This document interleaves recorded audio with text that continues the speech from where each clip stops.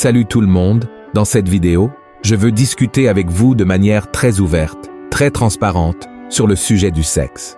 Je suis sûr que si vous restez jusqu'à la fin, de nombreuses questions seront éclaircies, et je veux parler d'une manière simple, facile à comprendre.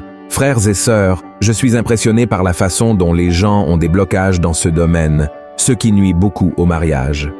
Un jour, le pasteur m'a raconté qu'un frère de son église l'avait appelé en panique, lui demandant de faire une prière de délivrance pour sa femme parce qu'il disait que sa femme était possédée par un démon, le démon de la Pomba, Jira. Le pasteur a ensuite cherché à savoir ce qui se passait et l'homme a dit que sa femme était apparue devant lui de manière sensuelle en portant de la lingerie. Frères et sœurs, quand le pasteur m'a raconté cela, j'ai commencé à rire, mais en même temps, j'ai vu à quel point c'était sérieux, à quel point la religiosité empêche les gens de recevoir la bénédiction de Dieu. Il y a beaucoup d'hommes et de femmes qui adoptent une attitude légaliste, disant « rien n'est permis, ne me touche pas ». Mais quand ils sont seuls, ils sont accros à la pornographie, sans parler de ceux qui trompent leurs conjoints. Frères et sœurs, soyons honnêtes ici.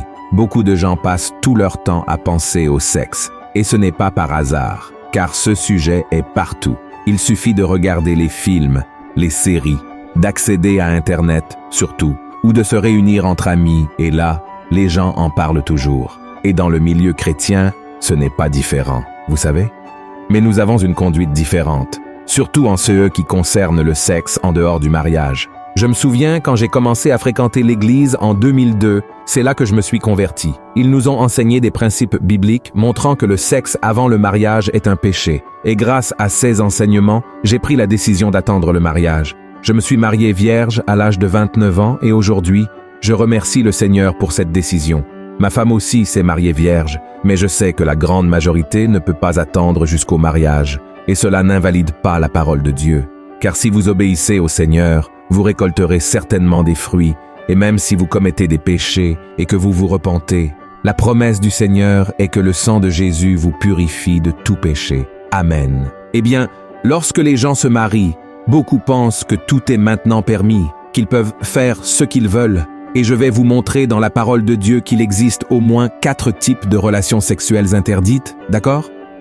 Mais avant de commencer, je tiens à vous demander de vous abonner à ma chaîne. Il vous suffit de cliquer sur le bouton sous la vidéo, de vous abonner, et à côté apparaîtra une cloche. Cliquez également sur cette cloche pour recevoir toutes les notifications à chaque fois que je publie une nouvelle vidéo. Frères et sœurs, avant tout, je tiens à préciser quelque chose de très clair.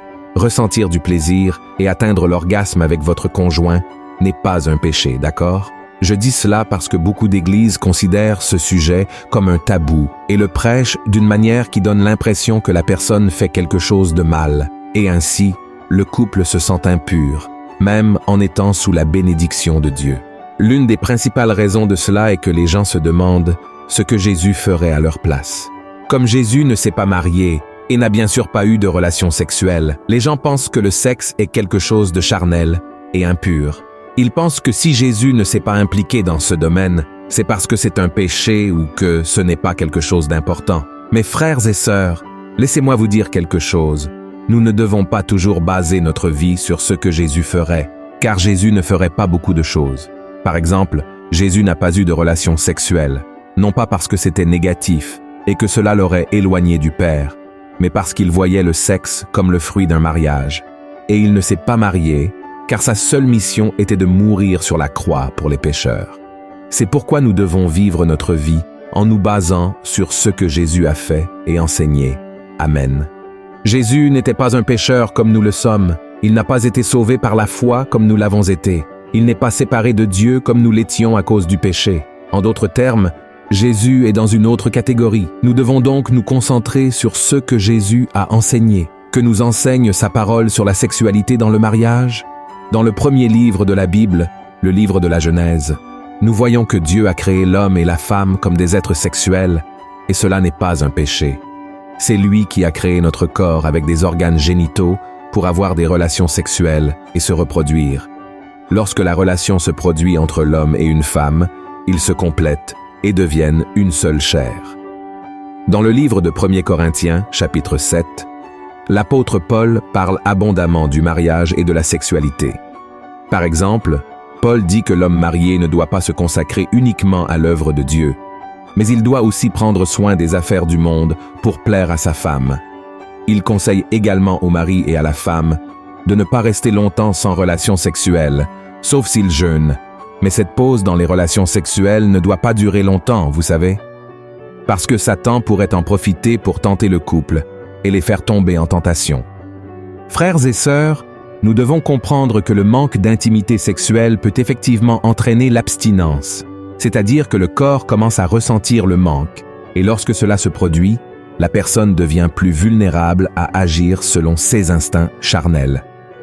Je ne dis pas qu'elle doit agir selon ses instincts, mais c'est quelque chose qui peut se produire, et le diable en est bien conscient. Cela explique pourquoi de nombreuses personnes prennent des décisions erronées, en agissant par impulsivité, pour ensuite en ressentir un profond repentir. Avant d'aborder les 4 types de relations sexuelles interdites dans le mariage, je voudrais réfléchir avec vous sur l'adultère. Je crois que nous avons tous entendu l'expression « qui aime ne trahit pas », n'est-ce pas? Cette expression est très romantique, mais lorsque l'on fait face à la routine et aux problèmes d'une relation, on réalise que dans la vie réelle, tout est bien différent. Je mentionne cela, frères et sœurs, car malheureusement, le nombre de cas d'adultère a augmenté de manière alarmante, y compris au sein des églises, provoquant beaucoup de souffrance et de destruction pour les familles. C'est pourquoi je souhaite réfléchir avec vous sur le péché de la trahison. Tout d'abord, nous devons comprendre que l'être humain, aussi bien intentionné soit-il, est pécheur et rempli de défauts. C'est pourquoi Jésus nous a avertis dans Matthieu, chapitre 26. Voyez ce qu'il a dit, veillez et priez, afin que vous ne tombiez pas dans la tentation. L'esprit est bien disposé, mais la chair est faible. Frères et sœurs, nous sommes tous constamment séduits par les propositions de ce monde, et nous devons être vigilants en permanence pour ne pas céder aux tentations. C'est pourquoi même l'amour entre un homme et une femme n'est pas en mesure d'empêcher une trahison de se produire. Il existe une grande illusion qui trompe de nombreux maris et épouses. Ils pensent que celui qui aime son conjoint ne ressentira jamais d'attirance pour une autre personne. Mais comme je viens de le dire, l'être humain est imparfait et la parole même de Dieu affirme que notre chair est faible. C'est pourquoi, frères et sœurs, nous devons être vigilants, car la vérité est que ce que les yeux convoitent, l'imagination va loin, et si la personne ne coupe pas ses pensées, elle peut un jour succomber à la tentation.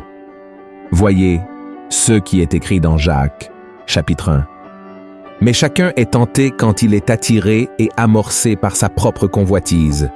Puis la convoitise, lorsqu'elle a conçu, enfante le péché. Et le péché, étant consommé, produit la mort. Regardez cela, frères. Tant que nous sommes dans ce corps charnel, nous pouvons ressentir de l'attirance pour quelqu'un du sexe opposé. Nous pouvons être enchantés par un sourire, un corps beau, une voix, un regard, une personnalité. Et si cela ne suffit pas à notre faiblesse charnelle, nous sommes la cible d'un bombardement des médias et de la culture qui promeut l'infidélité, le sexe hors mariage, la femme comme objet sexuel, cette image de l'homme séducteur, dragueur, et ainsi de suite. Et puis, vous ajoutez à tout cela un peu de pornographie, de la négligence dans le mariage, et là, nous commençons à comprendre pourquoi tant de personnes trompent même en aimant l'autre. Et je veux lire pour vous un autre verset qui se trouve dans 1 Pierre, chapitre 5. Regardez ce qu'il a dit. « Soyez sobres, veillez. Votre adversaire, le diable, rôde comme un lion rugissant, cherchant qui il dévorera. Regardez ceci, frères et sœurs. Satan est toujours en alerte, prêt à attraper ceux qui ne cherchent pas Dieu et qui ne veulent que les plaisirs que le monde offre. Et je vous ai parlé de toutes ces choses parce que nous devons laisser de côté tout type d'illusion pour faire face à la réalité, faire face à la vérité. Amen. C'est pourquoi, que vous soyez mari ou que vous soyez femme, sachez que vous êtes un être humain et donc vous avez une inclination à faire ce qui est mal. Votre chair désire faire ce qui est interdit. Et si vous ne fermez pas les portes au péché, vous pouvez en effet succomber à cette tentation et trahir votre conjoint. Mais cela signifie-t-il que tout le monde est condamné à trahir? En aucun cas, frères. C'est là que nous devons apprendre une leçon très importante. Celui qui aime Dieu et son conjoint fuit l'apparence du mal et ne se fie pas à sa propre force. C'est pourquoi, mon frère, si vous êtes tenté, Faites très attention et ne pensez jamais que vous êtes assez fort. La Bible dit que celui qui est debout doit veiller pour ne pas tomber, et le conseil que je vous donne est de ne pas chercher à affronter la tentation. Fuyez-la, d'accord? Et cherchez également à parler davantage avec votre partenaire. Essayez de résoudre les problèmes au lieu de les fuir, et surtout, ayez la crainte de Dieu. Je sais que beaucoup de gens pensent que craindre Dieu signifie avoir peur de lui, mais ce n'est pas du tout le cas. Avoir la crainte dans votre cœur, c'est avoir révérence et respect envers le Seigneur. C'est comprendre que Dieu n'approuve pas le péché et qu'il discipline les enfants qui le désobéissent. C'est pourquoi, si vous suivez ces conseils que je vous ai donnés, la trahison ne fera jamais partie de votre vie, d'accord? Il y a un verset dans les Proverbes 28 qui dit ainsi « Heureux l'homme qui est continuellement dans la crainte, mais celui qui endurcit son cœur tombe dans le malheur. » Alors, si nous voulons avoir une vie bénie, une vie de paix, de protection, de tranquillité, il suffit d'avoir la crainte du Seigneur et d'obéir à sa parole. Et maintenant, je vais vous parler des 4 types de relations sexuelles interdits par la Bible. Et le premier d'entre eux est l'échange de couple. Je sais que cela peut sembler étrange d'en parler, mais cette pratique est plus courante que l'on ne l'imagine, frères et sœurs. Et voici comment cela fonctionne. Les couples se réunissent en un lieu et ont des relations sexuelles avec le conjoint de l'autre. Pouvez-vous imaginer cela? Ceux qui pratiquent ce genre de choses affirment que cet acte est bénéfique pour la relation car il accroît la confiance et la liberté entre les conjoints. Cependant, cela n'est rien d'autre que de l'adultère. Et nous savons que c'est l'un des péchés qui cause le plus de destruction et qui déplaise le plus à Dieu. En Lévitique, chapitre 18, il est écrit ainsi « Tu n'auras point commerce avec la femme de ton prochain pour te souiller avec elle. » De même, frères et sœurs, ce péché cause des blessures profondes dans l'âme et finit par détruire la confiance et le respect dans le mariage. Alors fuyez ce péché, d'accord? Le deuxième acte sexuel interdit par la Bible, c'est le ménage à 3. Le ménage à 3 n'est rien d'autre que lorsque 2 partenaires s'engagent dans une relation sexuelle avec une troisième personne, avec le consentement des 2. Certaines personnes essaient de défendre leur désir de faire un ménage à 3 en disant que Jacob était marié à 2 sœurs, Léa et Rachel, mais à aucun moment la Bible ne dit qu'il dormait avec les 2 femmes en même temps. Nous voyons que la polygamie, le fait qu'une personne se marie avec plusieurs femmes, était permise à l'époque de la nation d'Israël, mais ce n'était jamais la volonté parfaite de Dieu.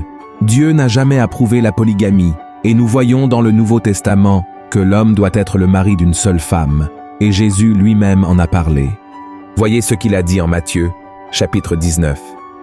N'avez-vous pas lu que le Créateur, au commencement, fit l'homme et la femme, et qu'il dit « C'est pourquoi l'homme quittera son père et sa mère, et s'attachera à sa femme, et les 2 deviendront une seule chair. Ainsi ils ne sont plus 2, mais ils sont une seule chair. Que l'homme donc ne sépare pas ce que Dieu a joint. » Vous voyez, frères et sœurs, Jésus a parlé d'un homme et d'une femme dans le mariage. C'est la volonté de Dieu, c'est-à-dire qu'il n'y a pas de place pour une autre personne dans un mariage hétérosexuel, d'accord? Le troisième type de relation sexuelle que Dieu interdit dans sa parole est l'abus. Nous avons grandi avec l'idée qu'un abus se produit uniquement lorsqu'un criminel utilise sa force physique pour avoir des relations avec une autre personne sans son consentement. Mais ce n'est pas vrai. Il existe également l'abus au sein du mariage, lorsque l'un des conjoints oblige l'autre à avoir des relations sexuelles sans son consentement. Et celui qui commet ce genre de péché utilise de manière erronée le passage de 1 Corinthiens, chapitre 7, pour justifier son erreur. Voyez ce qui est écrit. La femme n'a pas autorité sur son propre corps, mais c'est le mari. Et pareillement, le mari n'a pas autorité sur son propre corps, mais c'est la femme. Et alors, frères et sœurs, que se passe-t-il? Ils sortent ce verset de son contexte, et beaucoup d'hommes croient que le corps de leur femme leur appartient exclusivement, et ainsi ils pensent pouvoir exiger du sexe et avoir tout le droit de les forcer à faire quelque chose qu'elles ne veulent pas. Mais ce que la Bible dit, c'est que nous devons satisfaire notre conjoint et ne pas chercher seulement notre propre plaisir, d'accord? Et le quatrième type de relation sexuelle que Dieu interdit est la pornographie. Bien que ce ne soit pas un acte sexuel en soi, ces autres types de relations sexuelles interdites sont généralement stimulés par la pornographie. Et beaucoup de couples chrétiens disent qu'ils regardent des films pornographiques avant et pendant les rapports sexuels pour pimenter leur relation. Mais malgré le fait que les 2 aiment cela, La pornographie peut être très dangereuse, car lorsque la personne regarde un film ou tout autre type de matériel pornographique, elle peut ouvrir des failles pour que l'ennemi détruise la relation.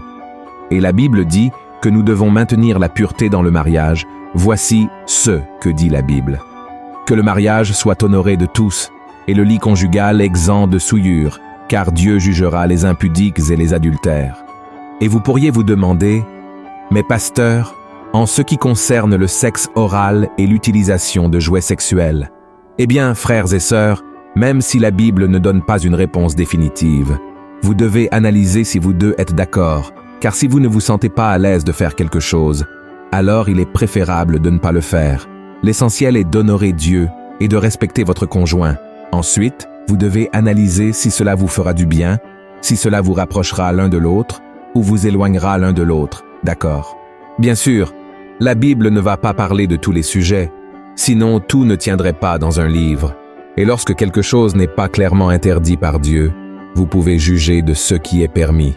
Voyez ce que dit la Bible dans 1 Jean, chapitre 3. Bien-aimés, si notre cœur ne nous condamne pas, nous avons de l'assurance devant Dieu. Quoi que ce soit que nous demandions, nous le recevons de lui, parce que nous gardons ses commandements et que nous faisons ce qui lui est agréable. D'accord, mais en ce qui concerne le sexe anal, par exemple, frères et sœurs, c'est quelque chose pour lequel notre corps n'a pas été fait, et même les médecins mettent en garde contre les nombreuses complications possibles, les maladies que cela peut causer, d'accord? Donc, comme vous l'avez entendu dans ce message, le sexe dans le mariage n'est en aucun cas un péché, ce n'est pas sale, ce n'est pas mal de ressentir beaucoup de plaisir, et le sexe n'est pas seulement destiné à la reproduction, ok? Il a été créé par Dieu pour nous donner du plaisir. Et si vous voulez être vraiment béni, restez loin de toute forme de promiscuité, de choses qui déplaisent vraiment à Dieu. Choisissez de vivre une relation avec respect, avec amour. Les deux doivent être d'accord sur tout, et vous serez certainement très heureux, de plus en plus proches, intimes les uns avec les autres. Et cela sera une bénédiction pour vous tous. Amen. Si vous avez aimé ce message, je vous demande maintenant de le partager sur WhatsApp, de l'envoyer à vos amis, frères dans la foi. Partageons la parole de Dieu, car elle apporte la lumière, elle apporte la paix à nos cœurs. Gloire à Dieu. Je vous attends donc dans la prochaine vidéo. Que Dieu vous bénisse.